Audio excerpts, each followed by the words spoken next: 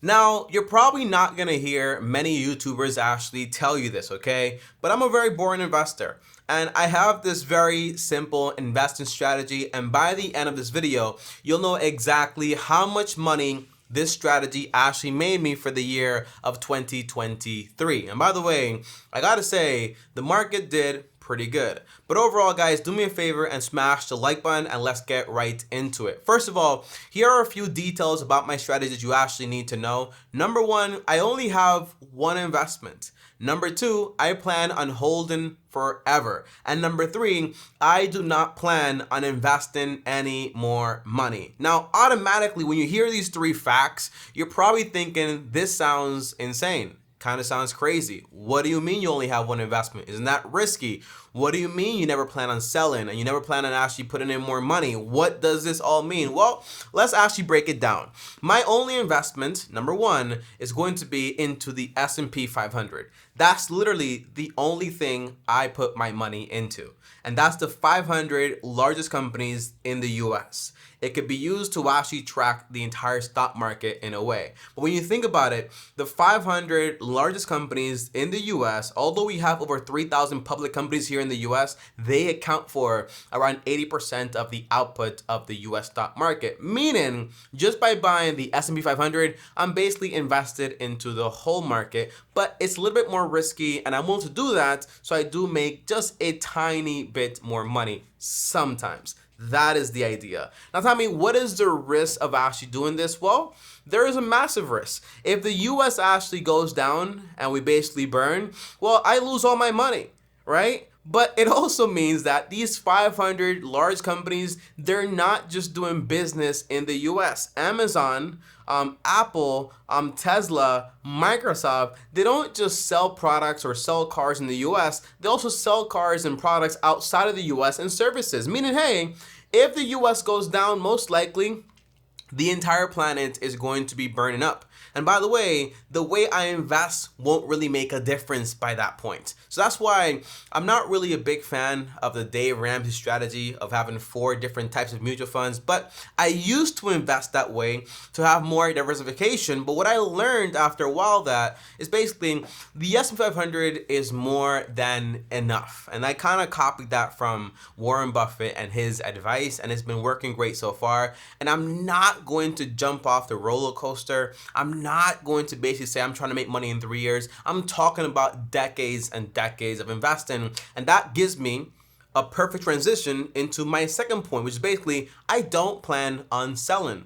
All the money that I basically invested is money I don't plan on touching for like 10 to 20 years. Now, it doesn't mean I won't be taking money out for 10 to 20 years, okay? Because I could take money out, but I would only take a portion of the profits, not the actual capital. This way, my capital is preserved, it keeps growing and growing, and I can take money out, but I don't have to worry about actually losing money. Now, odds are, if I actually follow the 4% rule, which basically means I take 4% of my portfolio every year, I only have a 4% chance of failure within 30 years or so. And by that point, it pretty much won't matter either way either, okay? So the point is, I don't plan on selling, but I would sell and change my strategy if I do see something massive and a massive shift actually happens, but likelihood of that happening is pretty low. And if something does happen that makes that happen, most likely it won't matter the way I invested. So I am prepared to, hopefully this does not happen, but I am prepared to go 25 years and see a whole market drop. And that's why I'm preparing another investment, which I'm making a video on that too, so make sure you actually subscribe because that's super important. But I'm preparing another investment to make sure I can actually withstand 25 years without taking a penny from the stock market, okay? Now, lastly, I don't plan on investing any more money into the stock market. Now, thankfully, and also horrifically, I've invested enough money in the stock market that if I basically just left it alone, it will do a lot of work and I would be a millionaire for my stocks and my investments in not that long, okay? So what I mean is this, okay?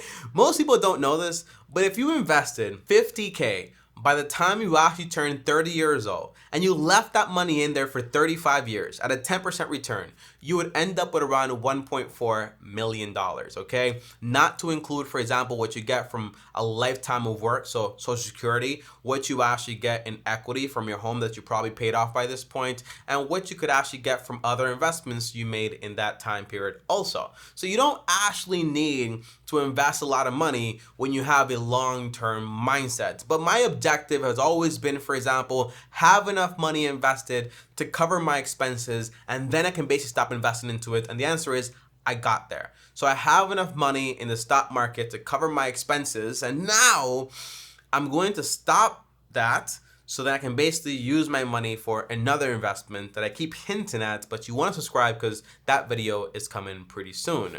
Now, here's the second thing I actually want to talk about, okay? This is all on paper, and I want you guys to actually get this in your head, because when you have a profit, it's not real. When you have a loss, it's also not real until you actually sell. So even if I have, for example, $100,000 invested, and in 1 year I made 3x my money, now I have $300,000 in there. Until I sell, I have nothing. Even if I invested 100K and now it's worth 50K, until I sell, I've lost nothing, okay? It's the same mindset. Now, this reminds me of the Dogecoin guy. Remember that guy with the beard and the hoodie? I saw a picture here. This guy had a bunch of money that he actually made by maxing out credit cards, if I'm not mistaken, and putting all his money into Dogecoin, and he made a lot, like over 2-3 million, I think it was, and he basically held on to it. When it was going up, he held on to it. He never sold. And when it was going down, he held on to it. But the bad idea is, if you don't know what you're investing into and it's very high risk and you've made a good amount of money, you want to sell. For example, I made 128% investing into Delta. I knew, I had no idea what was going on there, so I sold and I made my profits very real, and I basically cashed out. Now, if I'm invested into the S&P 500 like I am now, earlier last year, I had around like 5 figures less than I have now. And I was like, I'm not selling. I know the market is going to recover. How do I know that? Because it recovered from every single market downturn within 30 years or so. Every single one of it. Now, does that mean it's always going to do that? No. But the odds are it is. And the odds are if I take my money out now, I just basically record a loss, and it doesn't make sense for me to actually do that, okay? That is the idea. That's why I'm so positive about what I'm actually doing when it comes to my investments. But I want you guys to know, what is real though is what I actually make in dividends, because dividends is what companies actually pay out of a portion of the profits to the investor. So I did make real money from my dividend investments, okay?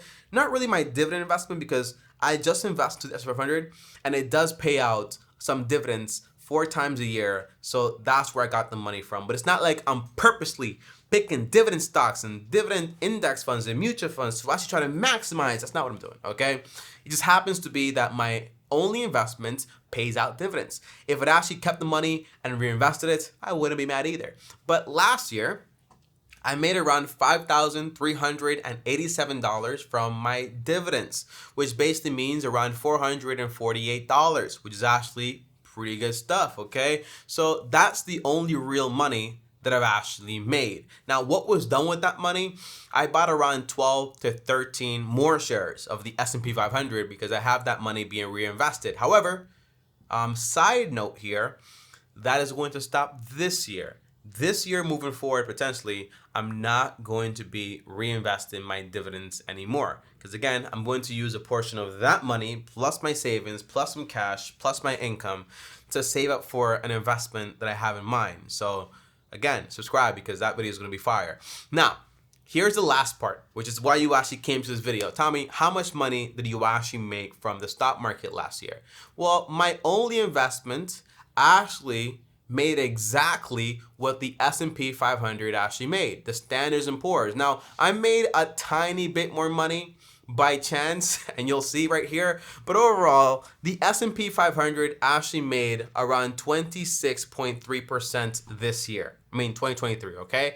And my portfolio actually made around 26.4%. So literally 1 basis points more. That's it. By the way, why don't I tell you the amount? I could.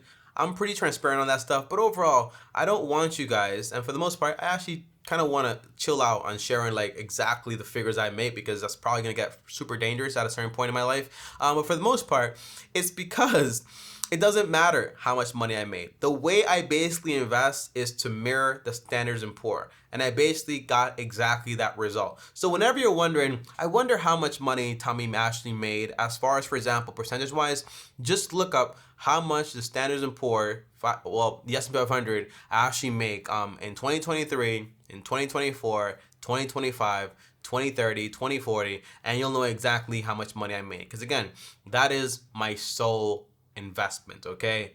My sole investment. And guys, if you're actually wondering, Tommy, if you made 5 figures, are you actually going to be willing to actually sell the investments and basically just like capitalize the profits? The answer is no. Selling my investments will only equal taxes, and selling my investments to get money that I don't need right now doesn't make any sense, okay? So for the most part, I'm leaving that money in there to keep doing this thing, and hopefully I don't have to touch it for a long time. But starting like this year, end of year, I'm going to start taking out around 4 to 5% of my investment money to actually invest into another opportunity. I told you, okay? Video coming soon, okay? But guys, that is it for this video. Thanks for watching. Another video here, and peace. Make sure you actually subscribe to the channel.